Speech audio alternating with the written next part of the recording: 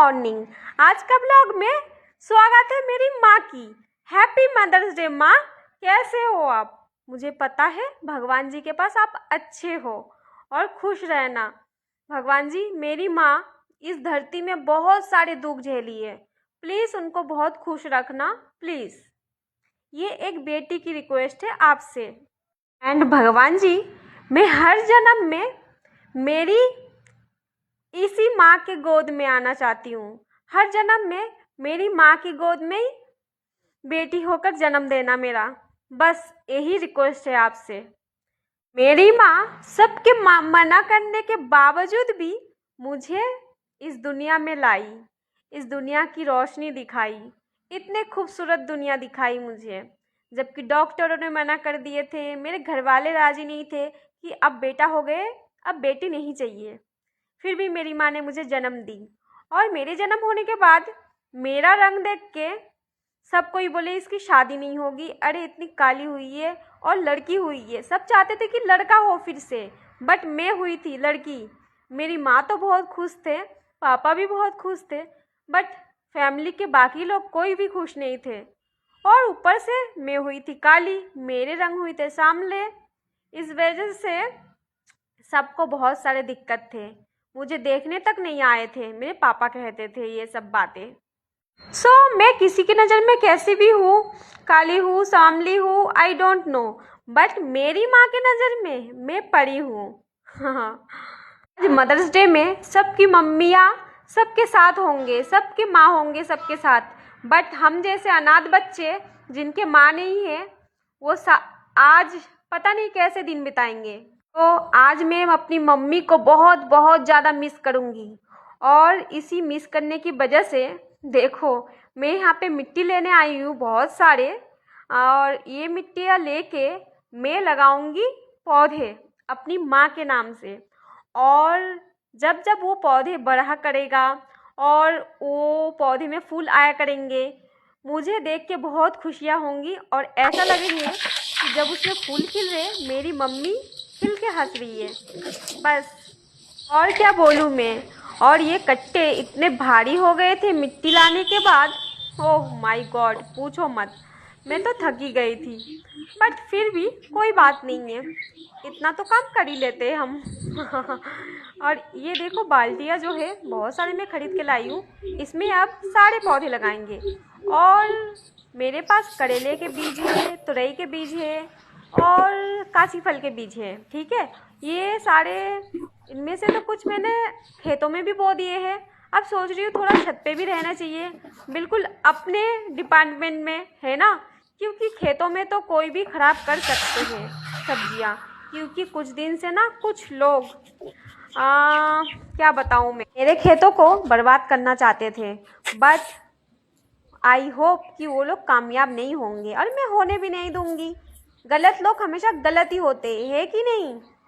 And आप लोगों के पास जिनके जिनके पास मम्मियाँ हैं ना, आप अपनी माँ को बहुत खुश रखना प्लीज़, मेरी रिक्वेस्ट है। और पता है माँ के बिना ना सिर्फ ये दुनिया नहीं, पूरा ये घर खाली हो जाते हैं जैसे मेरे हैं। और माँ होती है ना घर पे तो घर ही मंदिर बन जाते हैं। और देखो ये जो बाल्टियाँ मैं लेके आई हूँ ना, ये कलर वाली बाल्टियाँ जो होती है वही है। और इसमें ना पौधे लगा लो तो अच्छे भी रहते, प्लस ये टूटते नहीं है बहुत जल्दी। नहीं तो जो गमले हम 20-30 रुपये में ख़रीदते हैं ना वो टूट जाते हैं बहुत जल्दी, बट ये मैंने सारे इकट्ठा लेके आई हूँ तो थोड़ा मुझे लो बजट में मिल गए हैं। एंड देखो मैं और भी बहुत सारे फुलवारी लेके आई हूँ, बट मेरे पास अभी इतने सारे गमले अवेलेबल नहीं हैं। मैं लेके तो आई थी 5 पौधे के हिसाब से ही गमले, बट फिर घर आई तो घर पे आके याद आए अरे मेरे पास तो बहुत सारे बीज रखे हैं, उन्हें भी बोना है। तो फिर मैंने बीज भी लगा दिए। अब चलो देखते हैं, इसे शाम को लगा देंगे, है ना। और भी बाल्टियाँ ला के ऐसे ही छोटे छोटे। और अंकल ना मुझे कह रहे थे जिनसे मैंने लिए हैं ये बाल्टियाँ कि बेटा हमने तो तुम्हारे लिए ये रख दिए थे बाल्टी, हमें पता है ना आप पौधे लगाते हो। तो तो कुछ लोग ऐसे भी होते हैं जो बहुत अच्छे होते हैं, मुझे बहुत प्यार करते हैं, अपने बेटी से बढ़कर मानते हैं।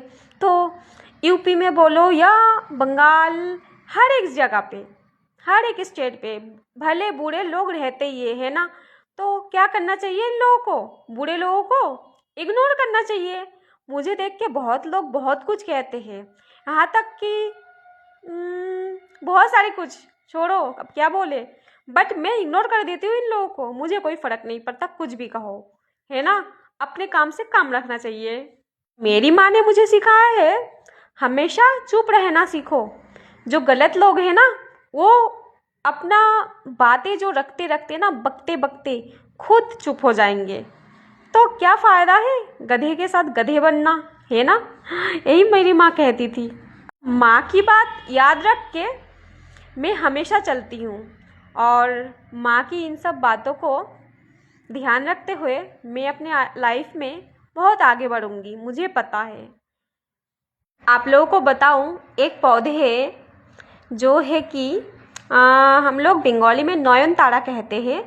सो वो वाले पौधे में ना जो उसके पत्ते होते हैं, उसका जो है रस बना के अब पियो ना, मतलब उसका पत्ते को पीस के उसको निचोड़ के उसकी जो पानी होती है वो पियो, तो जो डायबिटीज़ के पेशेंट होते हैं उनके लिए बहुत ही लाभदायक होते हैं।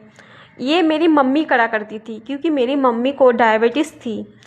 और मुझे बहुत याद है मेरे मामा जी के जो घर थे ना, मेरी मम्मी ज़्यादातर मामा जी के घर पे रहा करते थे, कभी चाचा के घर पे, क्योंकि बीमार रहती थी। उनको खाना बनाने में बहुत दिक्कत होती थी, क्योंकि आँखों से भी उनको दिखाई नहीं देते थे, इस वजह से। और ये पौधे इतने ही लाभदायक है डायबिटीज़ के पेशेंट के लिए। और मेरी मम्मी ना मतलब उनके साथ जाकर मैं, मामा के घर के आसपास में बहुत सारे ऐसे ही फुलवारी लगी हुई थी नयनतारा के, तो इसके जो पत्ते हैं ना हम तोड़ा करते थे, तोड़ के मम्मी के लिए रस बनाती थी मैं, इसको पत्ते को पीस के मामी के साथ, और फिर मम्मी को पिला दिया करती थी। मम्मी तो पीने ही नहीं मांगती थी, बोलती थी बहुत कड़वी है, अच्छे नहीं लगते हैं। बट ये है, भगवान जी पता नहीं क्यों इतनी जल्दी मेरी मम्मी को इस दुनिया से ले गए।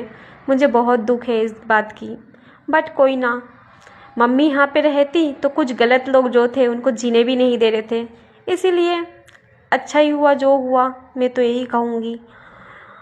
मेरी मम्मी अपने फैमिली से ही बहुत दुख झेले हैं, बहुत। और देखो, यही वो पौधा है जिसको पीस के, मतलब जिसके पत्ते को पीस के आप रस बना के पियोगे तो बहुत ही लाभदायक होगी आपकी डायबिटीज़ के लिए। मतलब आप लोग में से जो लोग डायबिटीज़ के पेशेंट हैं, तो आप अपने घर पे दादी अम्मा किसी को भी जो अगर डायबिटीज़ है ना, अंकल कोई भी, तो उनको ज़रूर देना है इस पत्ते को पीस के। ये बहुत ही लाभदायक है, मुझे पता है क्योंकि मेरी मम्मी खाया करती थी। बट ये है, मेरी मम्मी को और भी बहुत सारी दिक्कतें थी, इसकी वजह से मेरी मम्मी की डेथ हो गई। और ये पत्ते की रस डायबिटीज़ को कंट्रोल करते हैं, ठीक है। और इसे मैं आज नहीं कल लेने गई थी पौधे में, तो लेने नहीं मांग रही थी, बट क्योंकि मुझे इसे देख के ही बहुत दुख होगी, हमेशा मम्मी की बातें याद आया करेगी। बट अंकल ने बोले बेटा कोई बात ना, आप एक ले जाओ, ठीक है, जहाँ से मैं ये पौधे वगैरह लेती हूँ। तो फिर मैंने बोला चलो ठीक है, इतने सारे पौधे ले रही हूँ, अंकल जब बोल रहे ये वाले भी लेके जाती हूँ पौधे, तो कैसी है बात, सही है ना। इस दुनिया में तो बहुत सारे व्रत है, अगर माँ के लिए कोई व्रत रखा जाता ना जिससे माँ सही सलामत होते, तो मैं ज़रूर उसे रखती। बट अब मेरी माँ इस दुनिया में नहीं है, बहुत दूर चली गई है, अब वो कभी नहीं आएंगी, मुझे पता है। बट जिस टाइम पे मेरी माँ की डेथ हुई थी ना, मुझे उस टाइम पे पता भी नहीं चला था, किसी ने भी मुझे नहीं बताए थे कि अब मेरी मम्मी नहीं आएंगी। यहाँ तक कि मेरी फैमिली में से बहुत लोगों का ये था कि वो लोग मेरी मम्मी को दिखाना भी नहीं चाहते थे मुझे। हाँ, लेकिन फिर भी कुछ लोगों के रिक्वेस्ट से, मेरे घर के आसपास के लोग, कुछ आंटी, वो लोग जब रिक्वेस्ट किए मेरे पापा से और मेरे फैमिली के और भी लोगों से, फिर मुझे दिखाया गया। लेकिन मुझे बताया नहीं गया था कि मेरी मम्मी की डेथ हो चुकी है, अब वो कभी नहीं आएंगी। और उस टाइम पे मेरी इतनी समझ भी नहीं थी क्यों पता है? क्योंकि मैं हमेशा घर पे रहती थी और मम्मी ना मुझे कैसा रखा करती थी आप लोगों को बताऊं। एक 5-6 साल की लड़की जो होती है उनको क्या होते हैं, खेलने के लिए छूट दी जाती है, लेकिन मेरी मम्मी मुझे नहीं देती थी। क्यों बताऊं आप लोगों को? क्योंकि मेरी माँ को आँखों से दिखाई नहीं देते थे, इसी वजह से वो डरती थी कहीं मैं बाहर चली जाऊं और कोई मुझे पकड़ के ना ले जाए, इस वजह से डरती थी मेरी मम्मी। और ऐसा बहुत बार हुआ है कि बहुत लोग मुझे मतलब डांटते थे या तो ये सब वजह से मेरी मम्मी डरा करती कि कभी कोई मेरी बेटी को लेके ना चले जाए, कोई जैसे बच्चे पकड़ने वाले आते हैं, ये सब चीज़ें मम्मी बहुत सोचती थी। और इस वजह से बताया मेरी मम्मी क्या करती थी। मेरी मम्मी अपनी जो साड़ी है ना, वो अपने साड़ी के साथ और 2 साड़ी ऐड करती थी, ठीक है, बांधती थी, बांध के। और मेरे घर बहुत लंबे चौड़े थे, मतलब 2 रूम थे, 2 रूम के सामने ही बहुत बड़ी गैलरी थी, ठीक है, उसे हम लोग बंगाली में बरामदा कहते हैं। तो रूम पे मम्मी सोया करती थी और रूम पे अपने आंचल, जो अपने मतलब साड़ी की पल्लू होती है, हम लोग उसे आंचल बोलते हैं बंगाली में, ठीक है, वो पल्लू में साड़ी बांधती थी दूसरी, ठीक है। बांध के मुझे जो हमारे मेन गेट होते थे, मेन गेट के सामने बैठा देते थे और मेरे हाथ में भी बांध देते थे, प्लस दोनों पैर भी बांध देते थे। बोलते थे अब बैठे बैठे यहाँ पे खेला करो। दोनों पैर में क्या पता है, दोनों पैर में कब बांधा करते थे? जब मैं ज़्यादा शैतानी करती थी और जब मैं थोड़ी शांत रहती थी, बोलती थी नहीं मम्मी मुझे बाहर नहीं जाना है, तो एक ही पैर बांधा करती थी, फिर हाथ भी खोल देती थी। बट जब मैं शैतानी ज़्यादा करती ना, तो मम्मी दोनों हाथ भी बंद दिया करती और पैर भी। और मुझे कहती थी कि मेरी तो एक ही बेटी है, अगर कोई उसे लेके चले जाए, मेरी क्यूट सी लड़की है, ये कहा करती थी, पता है। और मेरी मम्मी से मुझे क्यूट कहा करती थी और मुझे कहती थी मेरी बेटी तो परियों से कोई कम नहीं है। तो दोस्तों, अपनी माँ के नज़र में सब परियां ही होती है कि नहीं? हर माँ के लिए अपनी बेटी परियों से कोई कम नहीं होती है, चाहे वो काली हो, गोरी हो, कैसी भी हो, है ना? भगवान जी फिर से मुझे वही माँ के गोद में भेजना और मेरी माँ को अब अगली बार इतने दुख मत देना जो इस बार वो सही है, बिल्कुल मत देना भगवान जी, बस यही दुआ है आपसे। अगर कभी ऐसा हो पाता कि कोई मुझे मेरी माँ की फ़ोटो दिलवा देते मेरे पापा जी से, तो इस दुनिया में मैं बहुत ज़्यादा खुश होती। उस दिन मैं क्या बताऊँ, मेरे पास मेरी माँ की एक तस्वीर भी नहीं है। बहुत मिस करती हूँ माँ को। मेरे घर पे है बट मुझे पता है वो मुझे देंगे नहीं कोई भी, बट क्या करूँ, मेरा मन मानते ही नहीं। सब चीज़ से मैं बेदखल हो चुकी हूँ। जब भी मैं कोई देखती हूँ किसी को भी कि वो अपने माँ बाप को वृद्धाश्रम में छोड़ने गए हैं, तो सच में बहुत दुख होता है मुझे। मैंने फेसबुक में ऐसे वीडियो कई देखे हैं जो लड़के अपने माँ बाप को छोड़ने के लिए जाते हैं वृद्धाश्रम में।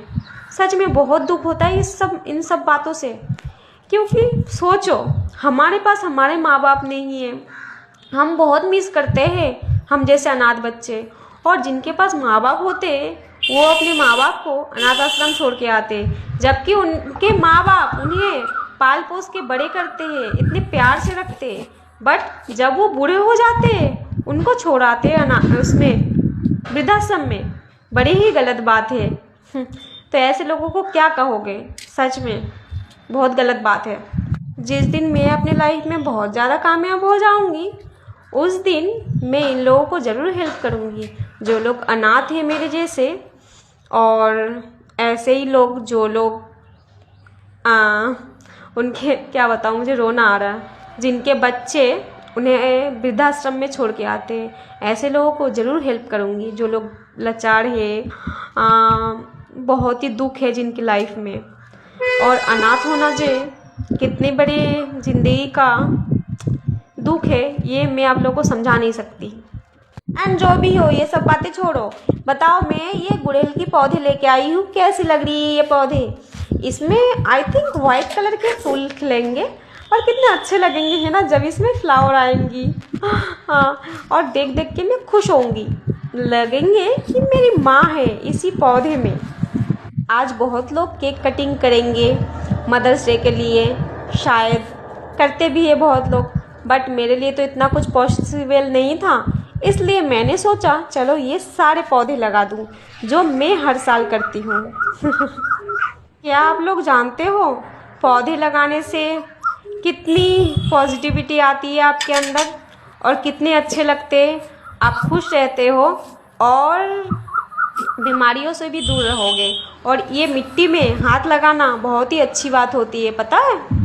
और मिट्टी भी हमारी माई होती है ना, धरती माता। मेरा जब घर होगा ना, मेरे घर पे देखना कितने सारे पौधे होंगे और कितने अच्छे लगेंगे वो देखने में, है ना। और अभी भी ये 2 पौधे रह गए, एक और पौधे है कोरियस की जो किचन में रह गई है। अभी और गमले मुझे लेना है, सो देखते हैं ले लेंगे। एंड आज शाम को मुझे बहुत सारे काम हैं, देखा जाए कब मुझे टाइम मिलते हैं। और इसमें पानी देने के बाद इसे देखो कितनी सुकून मिल रही है। क्या आप लोग अपने कॉलेज जाते टाइम या स्कूल जाते टाइम क्या स्कूल जाके, कॉलेज जाके या ऑफिस में जाके अपनी माँ को मिस करते हो? मैं हमेशा मिस करती हूँ, हर वक्त मिस करती हूँ, बहुत ज़्यादा। ये ज़िंदगी मेरी माँ के लिए मुझे मिली है, वरना मैं तो आ ही नहीं पाती इस दुनिया में कुछ लोगों की वजह से, जो लोग चाहते ही नहीं थे कि कोई लड़की की जन्म हो। लड़कियों को ऐसे ही होते हैं ना, लड़कियों के लिए लोग बोझ समझते हैं। लोग क्या, अपने फैमिली के लोग भी बोझ ही समझते हैं, अपने भी पराया भी, है ना। मैं जानती हूँ इस बात को, मुझे मेरे फैमिली ने बोझ ही समझा है हमेशा।